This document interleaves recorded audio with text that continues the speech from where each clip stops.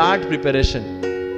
क्योंकि आज तक दुनिया ये मानती थी कि एक भी शब्द बिना बोले हम अपनी बात एक्सप्रेस नहीं कर सकते। तब हमारे साथ थे चार्ली चैपलिन, जिन्होंने एक भी शब्द बिना बोले सारी दुनिया को एंटरटेन किया। आज भी दुनिया जब ये मानती है कि सिर्फ औरतें अच्छा खाना बना सकती है, हमारे सामने संजीव कपूर, जिन्होंने पूरी दुनिया को भारत का स्वाद चखाया। आज भी अगर दुनिया ये मानती है कि अकेले इंसान से कुछ नहीं हो सकता, हमारे सामने महात्मा गांधी, जो अकेले चले थे और पूरा देश उनके पीछे चला था।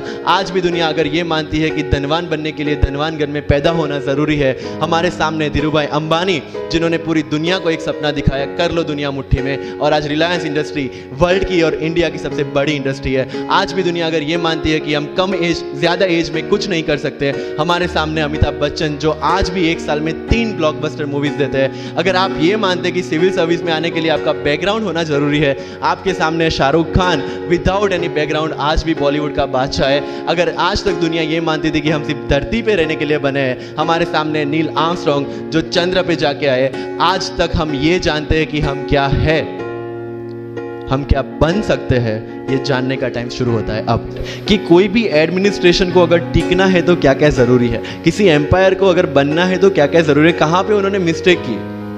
They should have focused on the consolidation rather than expansion. They focused on the expansion rather than consolidation, and that is where they made the mistake. Till the time of Akbar, it was same, but later on, that consolidation comes into picture. UPSC में भी same है. Consolidate what you are read and then go for the expansion. अगर NCERT पढ़ी है तो उसको consolidate करोगे, इसमें से क्या निकला, then go for the Bipin Chandra advance books. Getting my point? So अगर आपको भी आपका यूपीएससी का एम्पायर मजबूत बनाना है, then go for the consolidation first and then go for the expansion.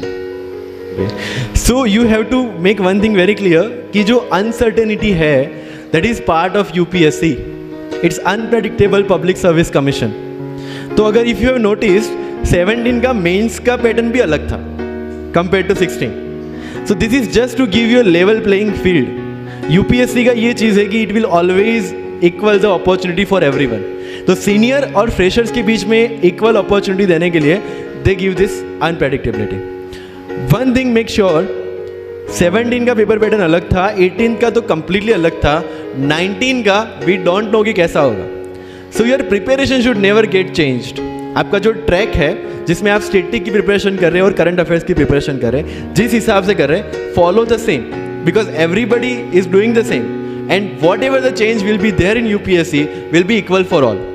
वहाँ पे आपका जो ऑफिसर वाला एटीट्यूड है, नई चीज़ों को कॉप अप करना और नए चैलेंजेस को फेस करना, जो आप ऑफिस में बैठ के हर रोज़ हर घंटे करेंगे, वो यूपीएससी में करना है, राइट? तो पेपर पैटर्न चेंज होगी, that will not make that impact जितना आप उसको दिमाग से लेंगे, because everybody is facing the question paper for the first time, whoever is sitting for the UPSC prelims। तो पेपर पैटर्न नया हो या आउट ऑफ द बॉक्स हो, इट इज फॉर एवरीवन। जैसे फॉर एग्जाम्पल मेंस में question पूछा गया था decolonisation of Malay peninsula. People got frustrated कि इतना कॉर्नर क्वेश्चन क्यों पूछा गया। आई वॉज हैप्पी कि कॉर्नर है, किसी को भी नहीं आता होगा, so relatively I am safe. UPSC is all relative, you know. तो अगर प्रीलिम्स का पेपर टफ है, सबके लिए टफ है। अगर कॉर्नर से क्वेश्चन पूछे गए, सबके लिए पूछे गए। So you should never worry about what UPSC will bring on your table. You should only worry about how much you want to eat from that. Right? So unpredictably is part of the exam. Prelims में भी है, mains में भी है, and UPSC interview में तो सबसे ज़्यादा है.